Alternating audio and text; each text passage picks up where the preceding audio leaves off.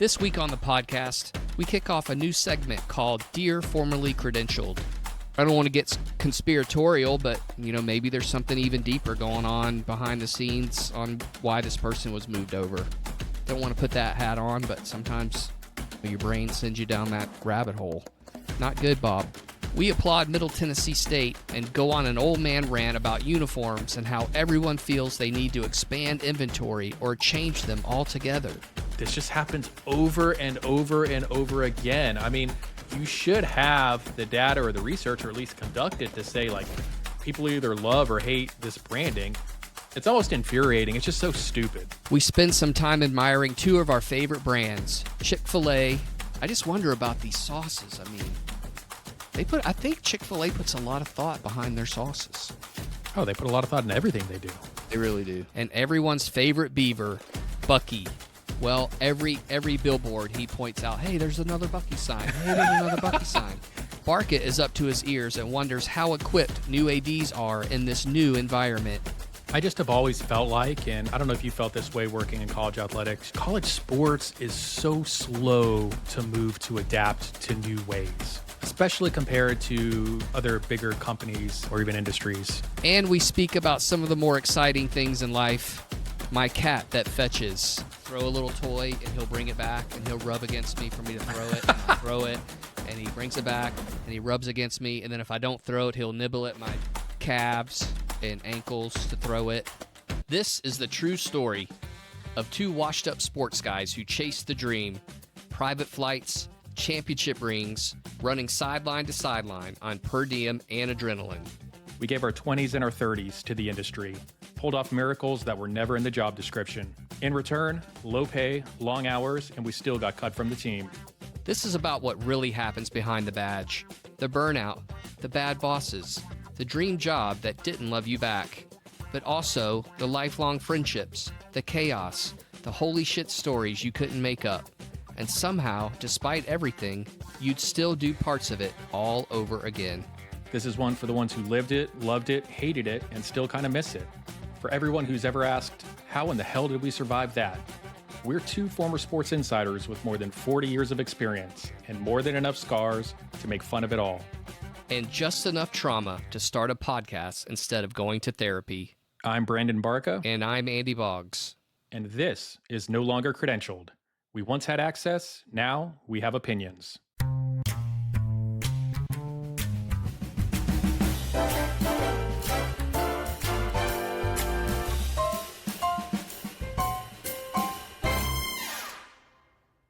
You get it. Alrighty, it's time for a new segment. We're calling this Dear Formerly Credentialed, where we read notes from the worked in sports community, the heartbreaking confessions, the unfiltered dirt, and the superfans who tell us why we're so great. Which is actually helpful because our self-esteem is dwindling and, well, we're out of playoff contention. All messages remain anonymous, and of course, we'll solve all your career problems because we think way too highly of ourselves. Let's start with the first message. Dear Formerly Credentialed, your Central Arkansas story really grinded my gears. I worked at a school and we had the same issue. An Olympic coach for many years got pushed out, but had a ton of community connections and was moved to another role in the department. Where could that be? Oh, I've got it. The head of marketing left for another school creating an opening. Easy placement, right? No experience, learning on the fly. Meanwhile, we had an extremely qualified marketing person that could have been promoted, but ran that person off after that hire was made and now is in a higher position at another school. All while the AD told the marketing staff to give the coach time because they're still learning, as they were literally running the whole department. Sorry, I had to get that off my chest. So Boggsy, give me your thoughts. This feels sort of like a broken record. How many more of these stories are we going to hear? And what does this say about the decisions being made at G5s? Well, I think being a G5 AD is super hard. And when you do stuff like this, it makes it even harder. It's just par for the course stuff we've seen. We've kind of seen it throughout history. But standing up for that AD, maybe there's someone on campus that's telling him, hey, you got to move this coach over. Or, hey, we're trying to save salary, whatever. It's a bad decision. It's going to cost them people in their marketing office leaving. It's going to definitely cost some culture. It's just it's a bad deal. But we see it all the time, and we're going to keep seeing it. These political hires and things of that nature. I don't want to get conspiratorial, but maybe there's something even deeper going on behind the scenes on why this person was moved over. Don't want to put that hat on, but sometimes your brain sends you down that rabbit hole. Not good, Bob. Let's get to the next Dear Formerly Credentialed. We'll continue with more from our heated Central Arkansas convo a few weeks ago. Boggsy, did you see some of these lovely TikTok comments on our investigative piece? The one that didn't win a Pulitzer? Let's talk about them. First one. Dude, this is not newsworthy. UCA is a very small school. No one, and I mean no one, cares about this. The next one says, calm down. It's Central Arkansas, not Notre Dame. And lastly, I wonder how big the media demand is at Directional State U. Can't take this seriously. This isn't brain surgery. I did this job at a Big East school for 6 months as a student. Yeah. Boggs, have we officially made it now, the show, because we have these trolls? Oh, yeah. We've definitely made it. I mean, I agree the media demand is probably not big at Directional State U, but staffing 3 events on one Saturday in November is a pretty big deal. And having the experience and know how to do that is a big deal. Like I said in the piece, I think it's a shot at the industry, and it mainly tells me that people who are making these decisions have no idea what happens in these SID and communications offices. None. I take most issue with those comments of saying it doesn't matter because it's a smaller school. Right. That's bullshit to me. That's just bullshit to me. It all matters. It all matters. I mean, you can't tell those parents and those kids that their experience doesn't matter or what they're thinking and feeling doesn't matter. I mean, that's just dumb. Like, don't say that. You know what I mean? But we embrace the trolls, We right? love the trolls. love it. Keep it coming. They're fun. You guys are fun. All right, another submission to Dear Formerly Credentialed. Boggs and I were tipped off recently by a listener that another Power 4 school has allegedly let go of some staffers, and a couple more have left on their own. We truly hate to hear this, and we'll pour one out for the comrades trying to survive in the biz right now during these highly stressful, uncertain times. Boggsy, we're already sort of a secret society here at No Longer Credentialed. But when did we become TMZ of athletic departments? Or are we Dateline NBC? What's going on? Man, TMZ of athletic departments. Do they still do the TV show where the dude sits in the newsroom and they just go around the horn and talk about things that they see out in the wild? That would be an amazing TV show in the SID office. Think about all the times, because we had one of those goofy open office setups.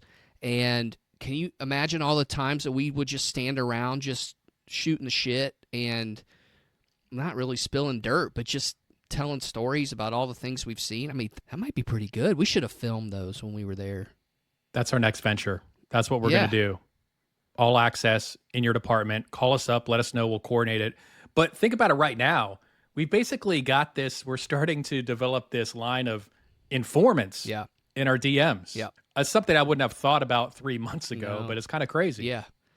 I mean, I'm glad people feel comfortable enough to share with us. We've been in their shoes. We know what they feel like. We know how hard it is when people get let go when they shouldn't be, and we know how hard it is to get let go.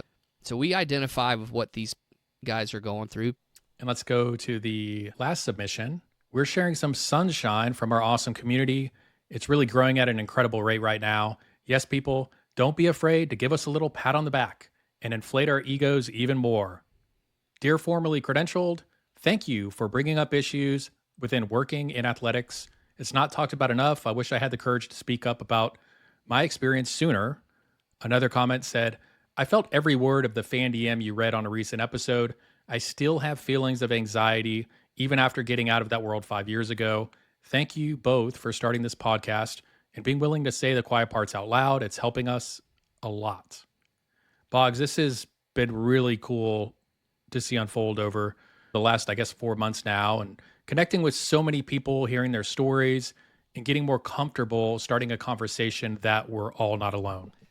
Yeah, I mentioned on a podcast a long time ago that we're all helpers. We were helpers when we worked in that department. When you work in that world, you're a helper, and we're helping now, and it feels good to help. There's a lot of people feeling a lot of pain, and there's a busy season coming around the corner. I mean, if you're working football, you're working 18-hour days right now, every day. And so if we can help lighten that load a little bit, that's what we're here for. I think when we first started the pod, I don't think we expected to have these kind of responses, but, we just kind of wanted to share what was on our hearts about what happened and how we feel. And I'm glad it's resonating, and you're not alone. And, we're here to help. That's going to wrap it up this week for Dear Formerly Credentialed. Keep those DMs coming on TikTok and IG at NLC Pod, and who knows, we might read your note anonymously or dramatically, depending on our mood that day.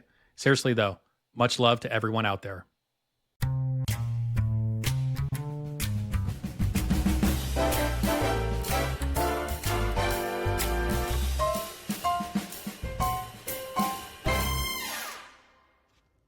Podcast. You get it. I wanted to set up this little conversation before we get into it.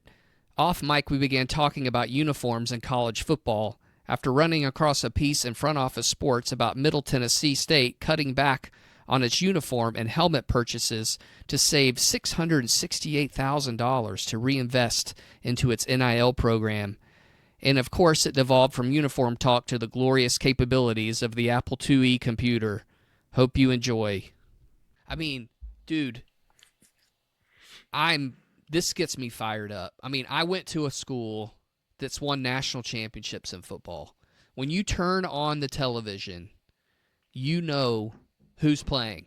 Yeah. It's terrible in college football now. I have no idea who's playing any games. I know, right? But this is my point. I sound old. But, why are you ruining that brand? One day I turned it on. They were wearing, light blue. They had light blue helmets and shirts. Yeah. Well, just do it for 1 out of the 12 games. Don't even do it then. You don't need to do it then. If you do it and then protect your brand the rest of the time, if you feel like you need it. Do I need it? No, I don't. But what happens is teams just started letting these alternates take over. Unbelievable. And then it started doing these crazy mix and matches and all these different. It's just stick with your 2 traditional uniforms. Sometimes the jersey color or the pants, like an LSU, may alternate. Sometimes it's all purple, or sometimes it's gold and purple, or whatever it is. Or Clemson will do that, or I'm sure Florida State does that too. But it's all the traditional colors. And then if you want to do it one crazy time, I can live with it. Do I like it? No. So Florida State used to wear gold pants, garnet tops, gold helmets. On the road, they wore gold pants, white tops, and gold helmets. For a stretch, when Dion played there, they would wear all white and gold helmets. It happened very rarely. Did in Sugar Bowl one year. And then when I went to see them my senior year in high school, and they were wearing garnet pants, I'm like, holy shit, this is rad. And so I thought that was pretty cool. And, then they would start wearing garnet pants on the road. And so I kind of liked that addition. It kind of fit, but it was still, still part of their brand. But then recently they're wearing black tops and black helmets and red helmets and white. What are you doing? You're basically ruining your brand. Do you see Alabama wearing black helmets or Auburn wearing blue helmets? They could. They could order them tomorrow, but they don't, because that's not their brand. That's not who they are. When you turn on the TV and you see those all white uniforms that Auburn's wearing, you know who it is. So it's just get off my lawn type of shit. But it just makes me so angry. So I'm glad people are reeling some of this stuff in, because it needs to be reeled in. These ADs just let these coaches just do whatever the hell they want, spend huge amounts of money in their budget for them to wear a uniform one time or a helmet one time. It's just so stupid. We've talked about this before. Some of these places, ADs are going to have to go to coaches, and they're going to have to tell them, hey, you need to work within this budget. What are some things that you can cut when you're sitting at the table? Instead of some of the first reactions by some places, hey, we're just going to cut a bunch of staffers, to save $2 million. Yeah. There's just so much frivolous spending. Times have changed. Let's make sure everybody in the apartment's accountable, and on the budget end, really sitting at the table with these coaches and making sure that they really assess these budgets as well. And it's not just cutting and letting go staffs. Somewhere at a Middle Tennessee Group 5, they're not swimming in money, so they have to, what D Mace and their GM and everybody there, they have to actually look at real ways to reorganize money in the department. But at these power fours, I would love to see some of these steps being taken. Yeah, props to Middle for doing what they did. And, everybody's not Oregon. Everybody doesn't have Phil Knight buying their uniforms, and, that's their brand. It's just their brand is just to be different and innovative and, wear the latest Nike stuff. But that's just not, that shouldn't be the brand for everybody in America. And luckily for some of the big brands, it's not. Michigan's not changing. Ohio State changes a little, but for the most part, they don't. Florida changes a little, like once a year, but not much. Georgia wears black like once every 5 years. I mean, so every once in a while they'll change it, but for the most part, they don't. And there's a reason why they don't, because that's who they are. And they don't need to spend all this money on extra uniforms. And the crazy thing is, the places that don't need to spend the money on the uniforms, they are. Like, what are you doing? What are you doing? It's not an advantage anymore. No, it's not. Like, these, again, they'll change in a broom closet, these kids. They don't care. Just if they have one hat for games and one hat for practices, I think they can roll with that. They don't need 6. You don't need 200 uniform combinations. So hopefully there's some sanity coming back to that space, because it's been out of control for a while now. Well, and part of it is it's just another thing on the list that not all ADs, but a lot of ADs have just been hands off with their brand and let coaches just run wild with these, with coaches that are only there for 2, 3, 4, 5, 6 years, when an AD or a department should really be upholding that brand and thinking about that first. And then also, setting some guidelines and boundaries to what a coaching staff can do with color combinations, with logos, with just all of those things. And it's just another thing that coaches have had powers over ADs about. And maybe there have been some places like, you think the Alabamas or Penn States where it's just not going to happen, which is great. And I think the NFL overall has been one of the best out of it if you look through the years, and staying consistent with the brands and limiting like a third helmet if they ever use it. I can't remember what it is now, if it's 1 or 2 games max. Every now and then they'll do color rush or whatever that theme is, but they have strict guidelines and they've kept a very consistent brand. And sometimes the logos get updated, but just think about the NFL in general. To me, it's probably the strongest brand, whereas you look at MLB and NBA, changes a lot. Oh, NBA, they've gotten out of control. I mean, they changed the courts to match their uniforms, and they got City Connects, and maybe that's baseball. They have city uniforms, and I don't know. It's just, the NFL also has parameters on when you can wear those. Like, when you get into playoffs, you're wearing your regular uniforms. Like, it would have been, I love the Eagles' old Kelly Green stuff. It looks amazing, but that's not their brand. That's not their official uniform. So when it gets to playoff time, they got to wear their official uniforms. And I mean, Barca, we've been in situations where some coaches, we may have talked about this, where we didn't know whether or not they were going to wear the team's colors that day in a really important games. And it's a problem. To me, I want to know what you're wearing every week, or do it like the NFL or NBA, and on these games, this is what we're wearing, and to help you promote everything. But these ADs don't. Maybe they'll start caring. I don't know. It's these monumental games where championships are on the lines, where watching when it's not the home or the road, and it's just something else that's not even school branded as far as in regards to color scheme, is just again, get off my lawn. But we saw last year with the NBA and I think it was the Pacers, I believe, ended up the NBA kind of cracked down and made them wear their traditional uniforms. I think the NBA has some sort of city type uniform combination, and they actually weren't allowed to wear certain combinations. I'm pretty sure it was the Pacers as it got deeper in the playoffs. Well, the Pacers were different. If you notice, dude, they wore the same uniform every game. They wore that gold. They wore it on the road. They wore it at home every game. And when you turned on the TV, you knew who was playing. That's for sure. By, the conference semifinals or the conference finals, you know who was playing. And I don't know. It's like get off my lawn type of stuff. But to people who are really like a brand, and then to see these marketers and ADs and coaches just screw it up, it's maddening. It really is maddening, and hopefully it gets reined in a little bit. Hey, it's like at every place. You get this new leader in, and they think the smart thing is to put their own touches on the brand and refresh it and revive it. And this just happens over and over and over again. I mean, you should have the data or the research, or at least conduct it, to say, like, people either love or hate this branding. It's not what your own personal opinion is. And so I don't know why these business leaders do this time and time again. And it's almost infuriating. It's just so stupid. Yeah. And another thing too is they pay people a lot of money to do it. Exactly. They're paying these. I mean, you're on that end. I mean, what are they paying? What did Cracker Barrel pay a marketing firm to come up with that logo?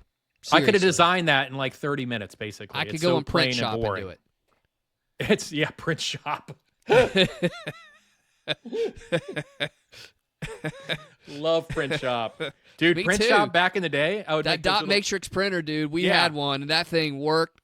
You should have seen the banners I would make. Dude, they'd be banners 50 feet long. Huge ass banners. We'd start a banner and our parents would be like, yeah, we're going out somewhere. Yeah. And we'd start the banner and we'd leave. It'd either be jammed somewhere or paper spread all the way across the living room. We'd make those little birthday invitation cards. All of that stuff. And we were all about it. At least I was all about it. I don't think my parents knew, but they had the dot matrix, man. I worked that thing. I worked it. My parents only knew because we were running out of paper, and we needed more paper to print more birthday cards to an actual event that was never happening. It was all made up in our head. Yeah. It had those holes on the side. They would get stuck real easy. Man, good old print shop. I think that was on my Apple IIc or whatever it was back in the day. I mean, it was incredible what those computers could do with the floppy disk drives. We were all about it.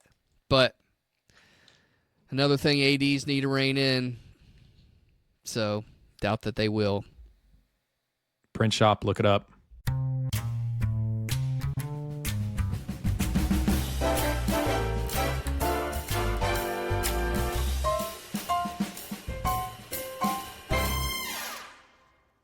Unbelievable.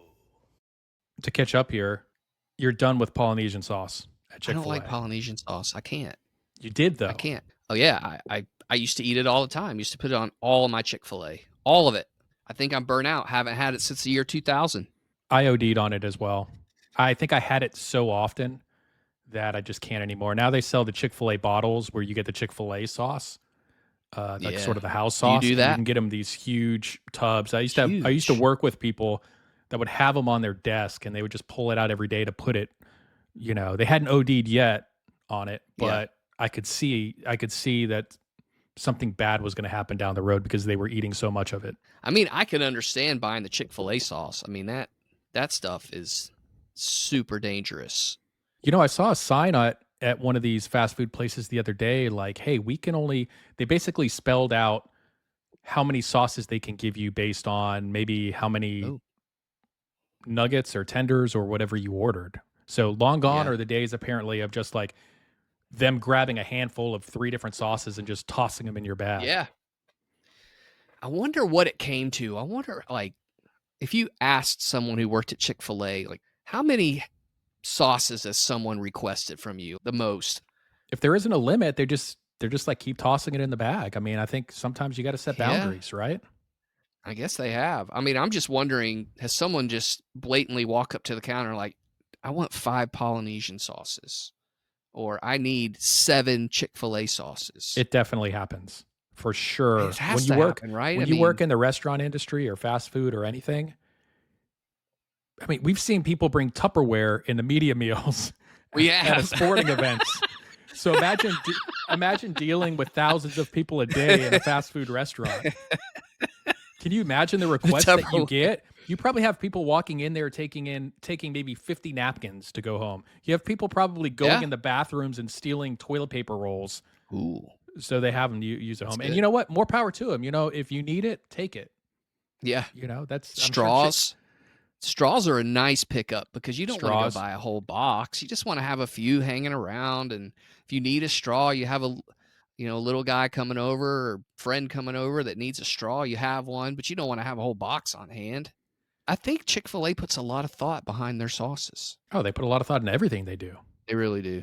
They really do. They really do. And sometimes it's like, you know what? Maybe I'm going a little honey mustard today, or maybe I'm going with the house sauce. Yeah. Or I OD'd on Polynesian sauce back in, gosh, when was that? It was probably like 2008.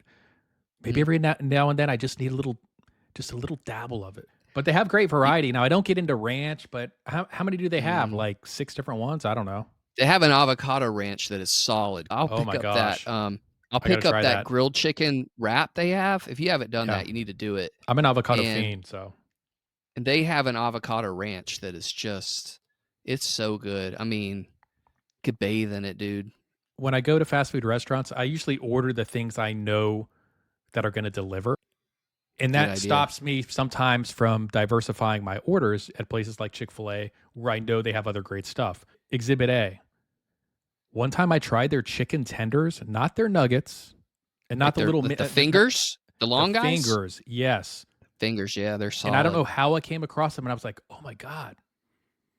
These tenders, I'm not saying they're as good as like a Cane's or something like that, but they're up there. Yeah, They're shockingly, surprisingly good for a fast food place.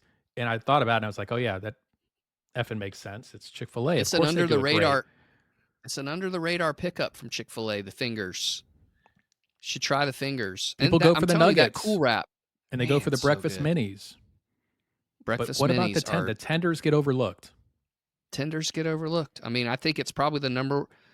I mean, their milkshakes they don't get overlooked best. in our house. Name me one milkshake at a fast food place that's better. I go with the cookies and cream normally. You can go with it all.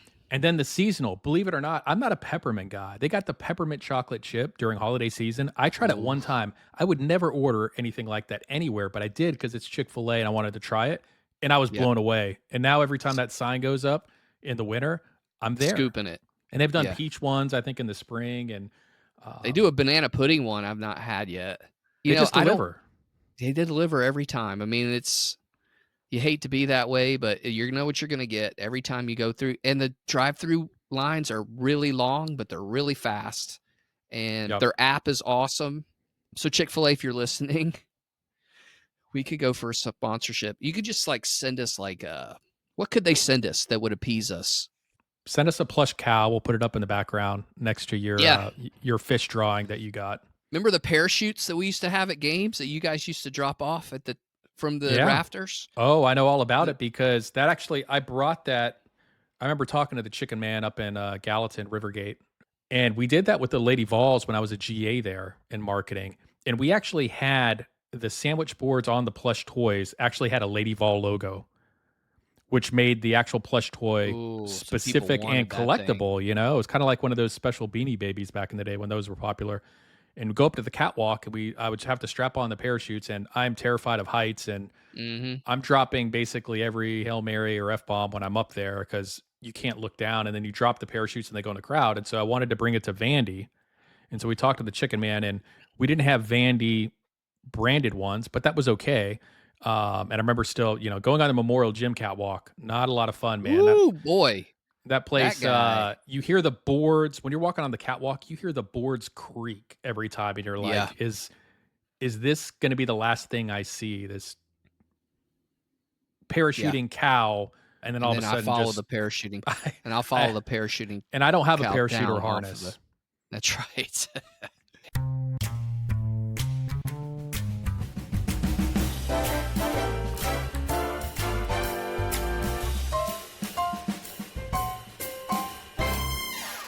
I'm up to my ears right now. Stanford just hired a former Nike CEO to run its athletic department. Maryland brought in a former exec from the Braves, the Falcons, and the Columbus Crew to oversee its operations. These aren't your traditional athletic directors, they're corporate rainmakers. Welcome to the new reality of college sports. As these unicorns parachute into college athletics, some of the most respected ADs in the game are stepping down. Why? Because deep down, they know the truth. They're not running athletic departments anymore. They're running $200 million corporations. And a lot of the old guard, they've never run a machine like this before. In a recent article in Sports Business Journal, Ben Portnoy provided some eye-popping quotes from ADs actually admitting it on the record. Oklahoma's AD, a titan of the industry and retiring this school year, said, and I quote, "There isn't a how-to manual that's being distributed to the member institutions, which is uncomfortable." Tennessee's AD, who's making $2.75 million annually, said he'd like to, quote, "pivot back a little bit to valuing actual AD experience." Of course he would. I'd feel the exact same way if I were him. That's called protecting your throne. But here's the thing, the old playbook is toast. NIL is real, media rights are booming, millions are going straight to the players, and there's only so many loyal staffers you can lay off to balance your budget. Many ADs already gave up some of their control years ago. They don't even hire their football coaches anymore. They use consulting firms to handle the things they can't, and they hand off the rest of the hard stuff to their number twos. Then they hit the country club to schmooze donors. But now, they're trying to survive in a system they were never prepared for. As Texas's AD said in the SBJ article, adapt or die. And the rest of us working in sports? We've been adapting through layoffs, burnouts, reorgs. So ADs, now it's your turn. Adapt or move aside. Okay, Barca, I got some thoughts. First, it's the age-old thought that new sets of eyes can add different perspectives to the operation. It makes a lot of sense. In my experience, it hasn't really worked out. I worked for an outside-the-box AD hire, and he was gone in 12 months. So there is that. But moving a Nike exec over to be an AD, that sounds pretty good. They've been involved with Stanford a long time. He probably has some relationships in that building he can build on. But this lends to my second thought. I don't remember a ton about graduate school, but one thing that we studied were companies who decided to go against their core competency. In 95% of the cases, it failed. Basically, the idea is this. You could see a future business opportunity, but nobody in the building has any experience doing it. So when you go after it, problems arise that you weren't expecting, they aren't handled correctly, and things go haywire. There is case study after case study where that has happened. But then on the flip side, there have been companies, say Blockbuster Video, who hung on too long to their core competency, and it cost them their business. Everything evolved, and they stayed the same. No bueno. From the looks of these hires, it kind of seems where we've hit that precipice. Core competencies are changing. In this case, it's departments striving to be revenue-generating business entities instead of just academic settings with academic people who bring kids in to play sports as a part of their education. What are we trying to do as an athletic department? What are the goals? If it's money and business related, you may need to go find someone who has been successful in the business world. Does this change the structure of power inside the building? Does it shift it over more to the executive AD side? Because right now, salaries say otherwise. Coaches make all the money, have all the budgets, and have all the power. It's a weird business structure, always has been. How can a business outside the box AD handle that aspect of running an athletic department?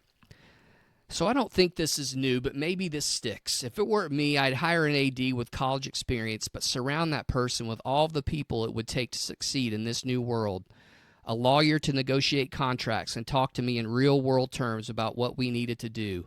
An agency-type person to find deals for our kids. A really good PR person who understands the job and can effectively and creatively reach out to the right people to tell our story.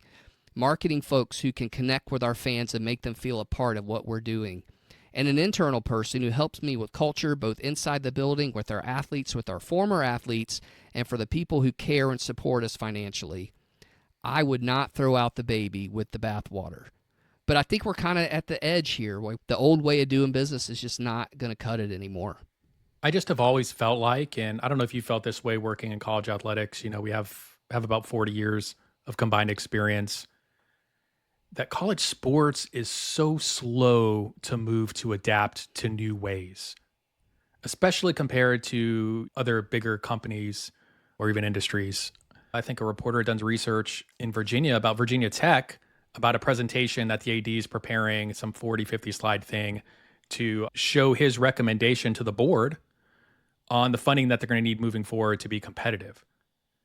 And just these are things that I'm seeing right now that feel like 3, 4, 5 years behind. I mean, where have people been on all these things? I know it's been changing drastically and extremely fast, but maybe it's just because universities and athletic departments, there's so many moving parts that discourage trying to make change overnight. But Yeah. that's the thing that stands out to me.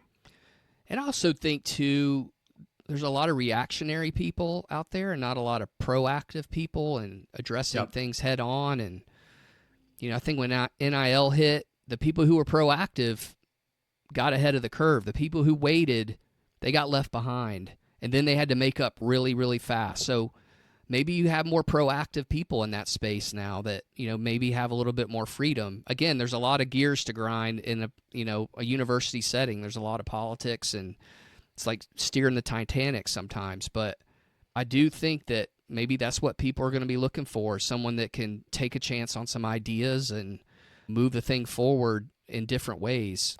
It's interesting, man. I like seeing everything. It's really cool not cool. I'm glad I'm not in that space, but it's neat to watch and what people are thinking. Some are going to work and some aren't, and that's just kind of the way it is. But like Fitzy said in the interview that we did, I mean, just go find people that can help you with your blind spots. You can hire a group of 5 AD to come in there and help you with things, but he needs to hire someone to help him with his blind spots, right? I mean, that's just good leadership as far as I'm concerned, and we need better leadership in college sports. We just don't have any, and if this provides better leadership, I'm all for it. I think to your point, I mean, once again, stating what Oklahoma's AD, who's well-respected and getting ready to retire, said in the SBJ article, that there's no template right now to understand all of this. There's no actual playbook. That's another reason probably why these departments are slow moving on these things, because they're not going to come out and say it. We don't know exactly what to do or handle this change. Right. Some of these schools are probably looking at it as, let's just watch and see how it unfolds over the next 6 to 12 months, and then maybe we'll make our move. Or like we said, Virginia Tech, let's wait 3 years, 4 years. That's how you get left behind, though, dude. There's people moving forward. I don't know if rules make they're going to probably make a little bit more difference here now, but, when this NIL stuff, there were no rules. So people just did whatever. And so you're sitting there playing by the rules, and you get left behind. Fairly or not fairly, that's just kind of what happened. And so maybe these athletic departments are just figuring out new ways to innovate. I'm okay with innovation. That space needs a ton of innovation. And if that requires the Nike CEO to come in and do some things, let's roll. But that goes back to my original point in closing, is a lot of these ADs that aren't comfortable with the template and are admitting it on the record, are they really qualified to make these number 2 hires right now that are going to be so vital to the growth of these, let's call them corporations now, and where revenue generation is, and NIL and paying players and all this stuff is massive. And for a lot of these schools, I'm not so sure, Boggsy. Yeah, me either.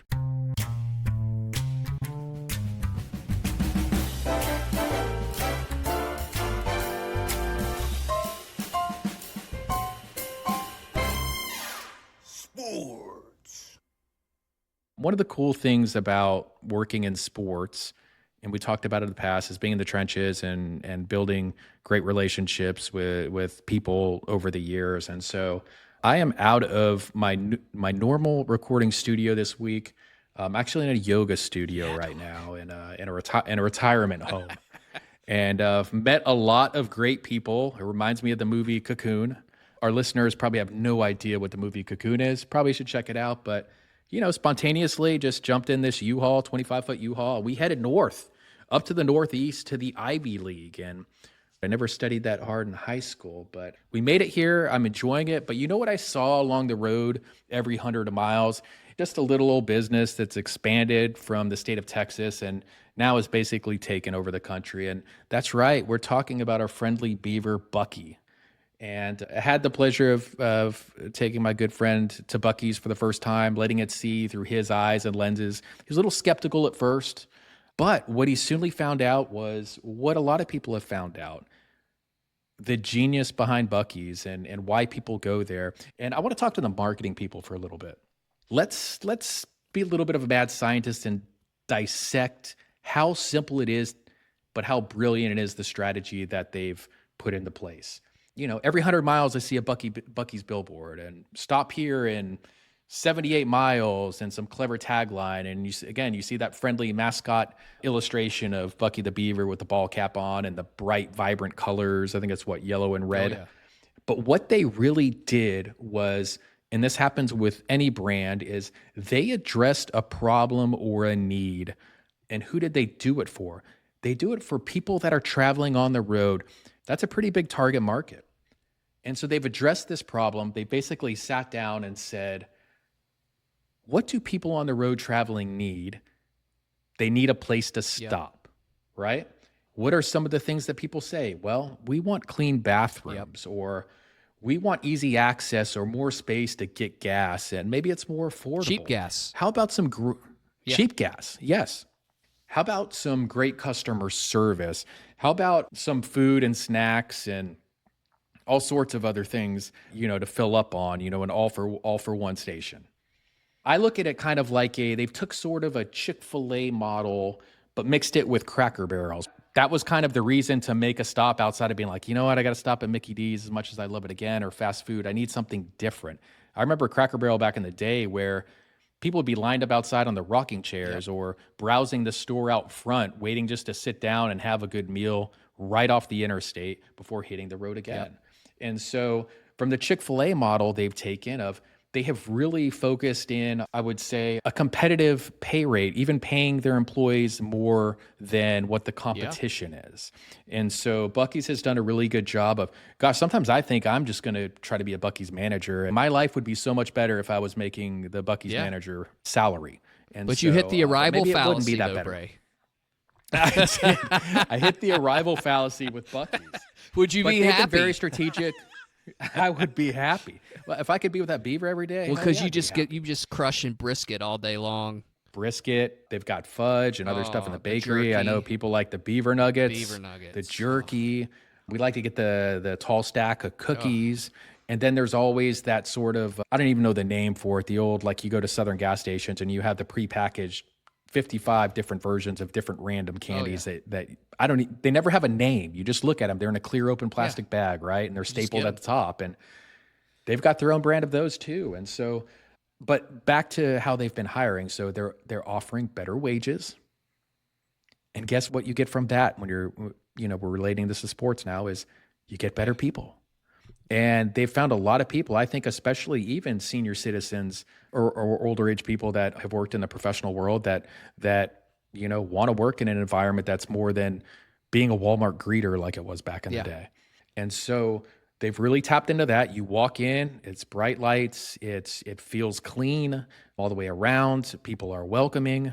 It's just packed. And we're not even talking about the mascot property end of things, the marketing and the branding. The fact that they brilliantly have come up with this awesome, fun logo of the smiling cartoonish beaver, and then taken it to the out-of-home advertising, this old school billboard strategy with clever 4 or 5 word lines telling you how much mileage there is, but making it feel like it's a destination spot that you have to stop if you're on the road, and then it all spreads from word of mouth. It's just brilliant. There's some FOMO along with it, right? You kind of feel like you have to be a part of it and have to stop, and it's just genius. It's created demand.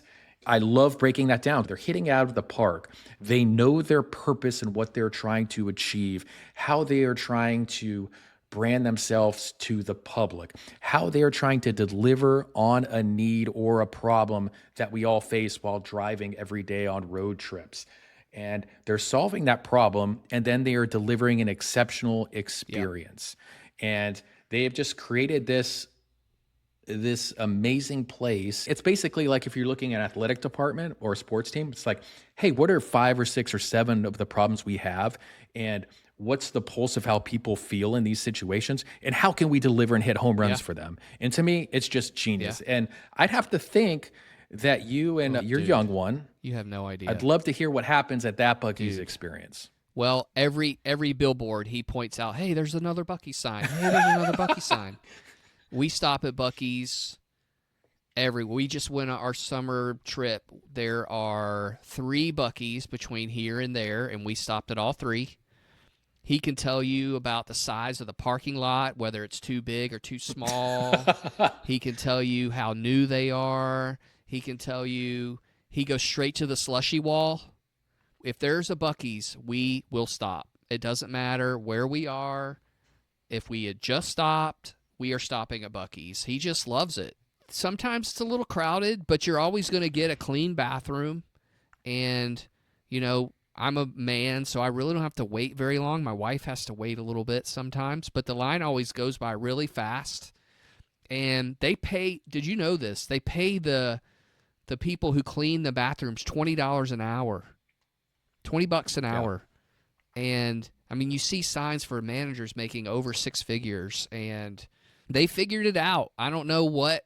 It's just like this crazy, fun, packed experience. And, the food's pretty good. You go get a brisket sandwich, it's pretty good. A pork sandwich, it's good. And the beaver nuggets are delicious. And they figured that out. They met a need, and they're crushing it.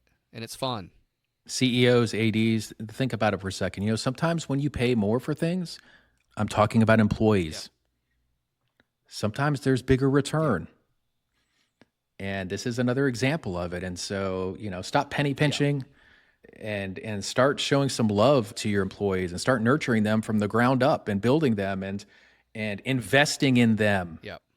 They still have the moment also out there on the corner. You got to have your photo moment that everyone's going to share. And they've got I think it's the bronze statue of Buc-ee that everyone takes a photo and then shares. And then there's word of mouth and everybody gets excited. I've put in a text chain.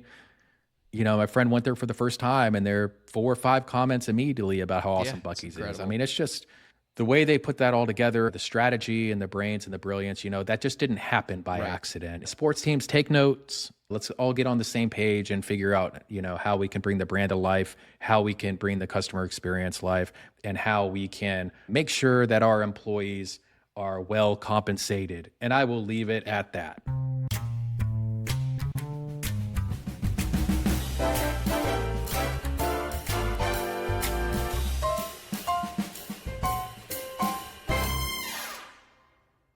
You get it. What were you doing, Boggs? You disappeared there for a minute. My cat fetches. Your Like cat? a dog. What? Yeah. What do you mean? Then That's not possible. I'll throw a little toy, and he'll bring it back, and he'll rub against me for me to throw it, and I'll throw it, and he brings it back, and he rubs against me, and then if I don't throw it, he'll nibble at my calves and ankles to throw it. You're making this shit up. Dude, I'm not making it up. And if you Google, Barca, if you Google cats that fetch, the percentage of cats that fetch, 40%. No way. 40% fetch. Not possible. He fetches better than any dog I've ever been around. I'm dead serious.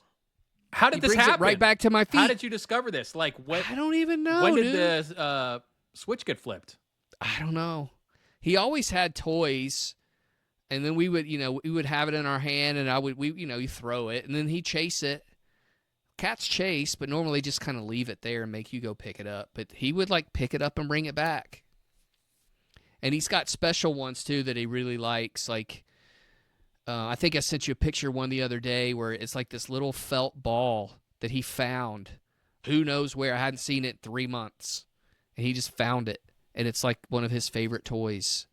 And he'll just carry it around in his mouth till he'll play with it, and then he'll lose it again, and probably Will won't he be able to drop it find at your for... feet, or do you have to fight Hell the cat yes. to get it back? What? No, I don't. No, he just drops it. Let's see if he comes back. I just threw it for him. I'll throw it down the stairs, and he'll bring it back up. Sometimes he gets tired and won't do it, but a lot of times he just comes right back up with it and then wants me to do it again. What about a Frisbee at the beach? Is your cat fetching that too? He hasn't done that. We do have one of those little floppy pool Frisbees, and he'll chase that. He won't bring it back, though. I think it's too big. I mean, I know of a certain size. I know of Toonsis, the driving cat. The cat that could drive. Yeah. But wait a second. You're saying 40% Do you know? Google it. Do you know any other cat owners out there that you're like, yeah, has your cat been fetching lately? Are you guys swapping stories? I mean, personally, I've never met one, but they're out there. Dude, you've got a one of one cat. You have a one of one cat. He's awesome. I mean, don't get me wrong. I mean, he's pretty good, but he fetches. He's a fetching cat. He's more like a dog than a cat. I mean, he's still a cat. I mean, he's still a cat, but he's got some dog tendencies. Like what? Like fetching. Like fetching. That's true. That's plenty. That's enough. But hey, we've talked about it before when Mr. Kitty was alive. God bless his soul. Yeah. About putting Mr. Kitty on a leash and that people put cats on leashes like dogs. They do. They do. My first trip, dude, this is no lie. The first trip I ever made to Wrigley Field. First ever trip. I'm there, enjoy the game, leave the game, heading back to the L, forgot where I was going. Turn the corner, there is a beautiful orange cat on a leash. Right there. I'm like, dude, what a life this cat's living on the corner of a street in Wrigleyville. Is there a better life than that? Walking side by side? There? He was just kind of hanging out on a leash in front of his owner. Just like smoking a cigarette, like hanging out, chilling? Yeah, he should have been. I'm telling you, that was a cool scene. And then when you guys busted my chops about my cat, putting my cat on a leash, I mean, it would have been kind of cool. This guy on a leash right here, man, he would get friends quickly in the neighborhood. So do you like that your cat has dog tendencies? Because Sure. you're a cat person. I like doggies. Nah, I'm an animal person across the board, Barca. You're a lover, not a fighter. I'm a lover, not a fighter. But he's a cool dude when it comes to that kind of stuff. Now, he can be, when you're trying to get something done and he wants to fetch, he's going to stay on you like white on rice till you do it. Your cat is a high achiever. Are we talking about your cat's going to med school like Doogie Howser? Like, what's next? He's pretty smart, man. I mean, he's probably smarter than some of the people out there in this world. Like who? You know what I mean? Like who? I don't know. I'm not going to mention any names, but he's sharp. He's a good member of our family. You know, we did this pranks episode, and now you're just pulling one on me. I am not falling for people. Do not fall for this. It's not true. There are no videos. It's all AI. It's all made up and fake. Google it. This is all BS. Google it. This isn't going to be a 10-year. 41%. Yeah. 41%. It's out there. I think it's a certain kind of cat, too. I think it's I forgot what it was. There's a certain kind of cat that does it, and he's that kind. My son says only tuxedo cats do it. So maybe he's a tuxedo cat. What do you mean Who tuxedo knows? cat? Like Garfield, when Garfield gets dressed up to go out with John? Yeah, you know the tuxedo cats that have the white chest and they have the, color, but their chests are white. You've seen those guys before. What other things about this dude. cat? Does your cat eat lasagna too? Ooh, no. He's a pretty plain eater. He doesn't really get crazy. Does your cat swim? Haven't put him in the tub yet. Maybe we should try that. Our Mr. Kitty, dude. Now this is something. I would pack my wife's lunch the night before for the next day, and I would pack her like Skinny Pop and put it in a Ziploc bag. Well, some of the Skinny Pop would drop on the floor. Guess who was there to pick it up? Mr. Kitty. He ate it. So then it got to the point where if I got the Skinny Pop bag out, that dude wanted some Skinny Pop. He became a popcorn eater. There was nothing Skinny Pop about Mr. Kitty either. No. Way too much popcorn. He was a big dude. You know, another thing the cat that Mr. Kitty liked was green beans. What? Yeah, we would like snap green beans and snap off the ends, and he would like eat them. He loved them. Not falling for this, people. Sorry. Yeah. Don't believe it. It's out there. If anybody else out there owns a cat and you see this video on TikTok or wherever, please just confirm that Boggs is crazy and this is all just bullshit. No. There's cats out there that fetch. There's probably cats out there that do more than that. What are you going to do with your next cat if they don't fetch? I feel like that's going to be a problem.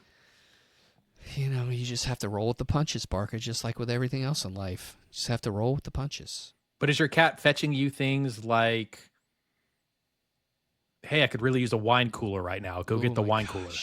Bartles and James? Yeah, Bartles and James. No. That would be cool, though. So it seems pretty selfish of your cat. Your cat is just wanting to fetch things that the cat wants to play with and not actually serving you. No, there's no service. There's no service. What'll happen, though, is like if my son gets a Happy Meal and there'll be like a little stuffed animal toy in there, perfect for the cat. We've probably got 10 of them. And this is another crazy thing. I don't know how much longer we're going to go on about this. But so we have a basket for all of his toys, and we'll pick them all up. Like if we go downstairs right now, there's probably 5 or 6 toys just laying out everywhere. We'll pick them up, put them in the basket. That night, there's 5 more out again. He just keeps digging for them. It's really kind of funny. He's a smart dude. Do you ever tell your cat if you don't pick up your shit, you're not getting dessert? You're not getting dessert paying tonight? Rent? Yeah, no dessert.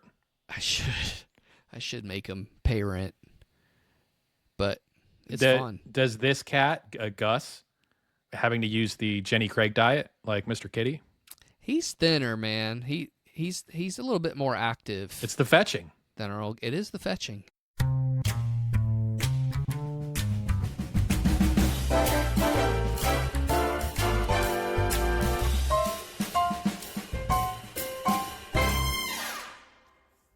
Time to wrap it up. And that's another edition of No Longer Credentialed. Thanks to all of you listening, and if you like it, tell a friend and give it a 5-star rating on your podcast app of choice. Don't forget to check us out on social media at NLC Pod on X, Instagram, TikTok, LinkedIn, and YouTube. We'd love to hear from you. Until next week, keep grinding.